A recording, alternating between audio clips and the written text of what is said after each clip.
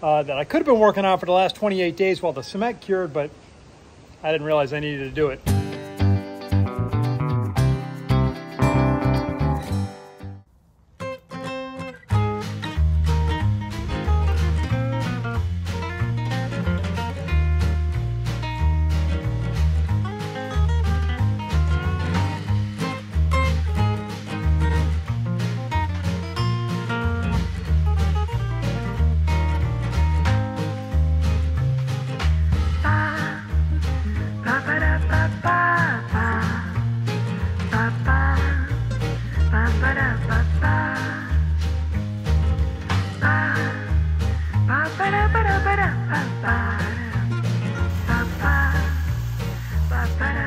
All right, got the second actuator on, and same holds true in terms of huge bolts sticking out the back, but it's in place. Got the proper spacing all the way to the closed position, so pretty happy about that. Then what I do is I just take my level here, but it's got the magnet, and I just run it over the ground to try and pick up all the filings. Works pretty good. So got all that stuff picked up. Got these tent caterpillars. Look at them. I really think they get everywhere, man. And there's a couple of nests of them here in the tree. That's a big one right there. Any number of ways to deal with it. I'm going for subtle. I knew it'd light eventually.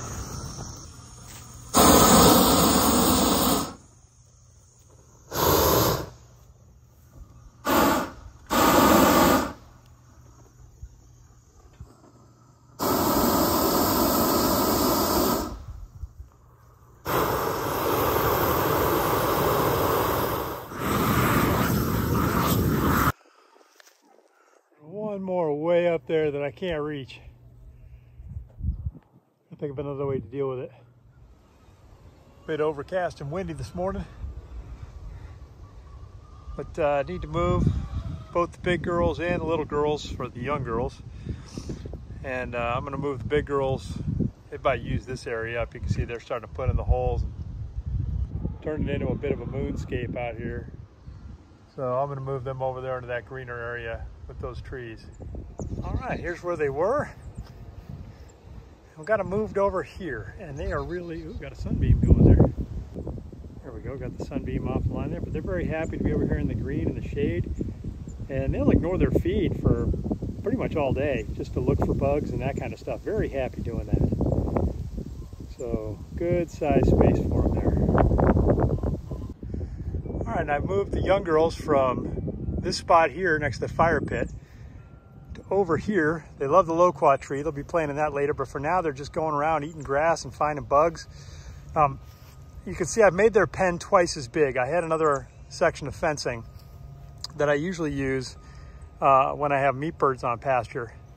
I took it and put it on this because what was happening is the pen was really small and the girls were jumping up on top of their coop and then jumping up and flapping and landing on the outside of the fence. Yesterday there were like 7 of them out.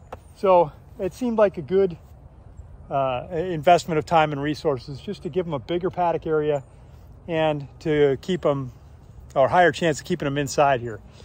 I do need to combine the flocks. I do need to take all these and put them with the other girls, with the big girls. And of course I haven't, just because I'm waiting to find out how Big Red does. You know, we're at a couple weeks now of working on this, and he's still not doing anything. He's getting lighter. He eats pretty vigorously, but his body weight is not recovering, and he's not using his legs at all. So I'm concerned. We may be about out of time on that effort.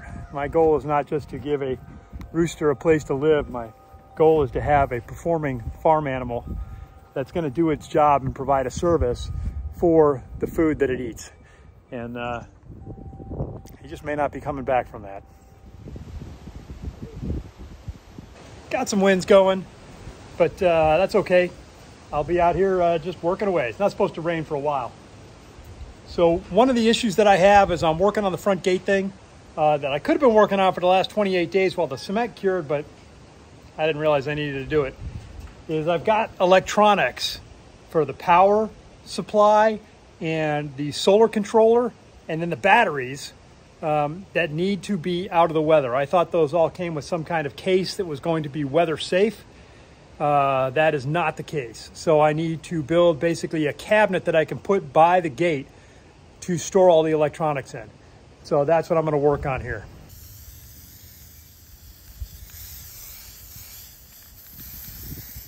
They didn't have what I wanted in black. Hopefully I solved that problem.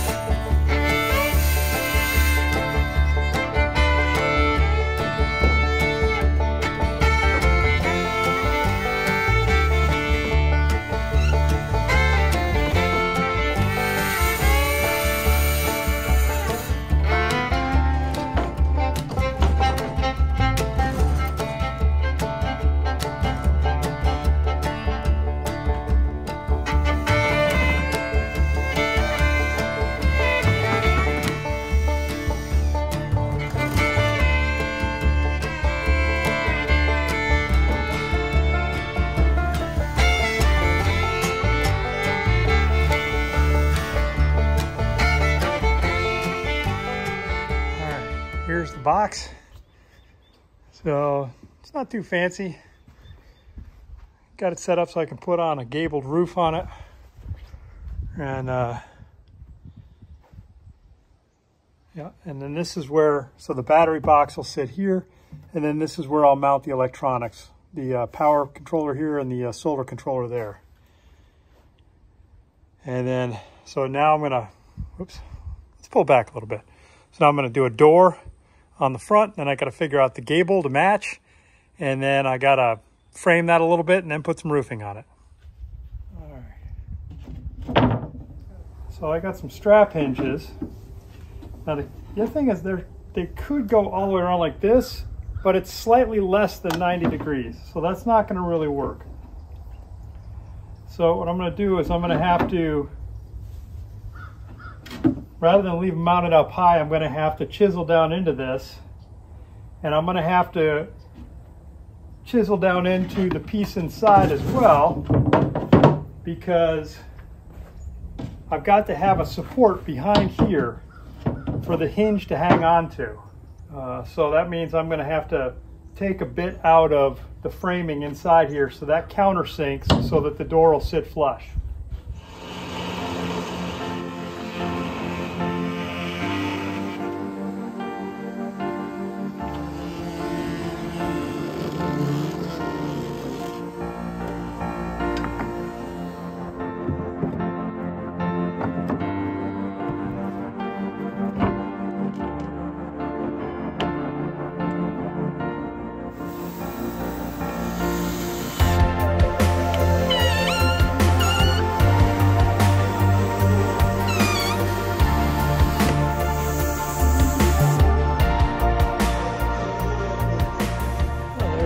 Pretty much.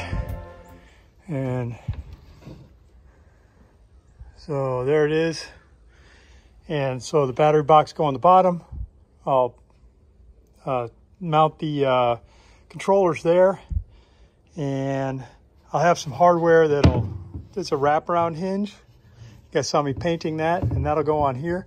Next thing I gotta do is just figure out the roof though, so I'll get some stuff to match the gable on that side, and then use some of the green metal roofing, which I still have on the scrap pile, to finish it up.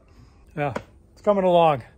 It's, I didn't really have a plan written down for how I was gonna do this, so I'm sort of making it up as I go. But yeah, I think it'll be all right. It's turning out okay. Hopefully have that finished up by the next video and be ready to actually mount it out there at the gate and then start working on the electronics. So I think that's gonna about do it from here. We'll talk to you guys later.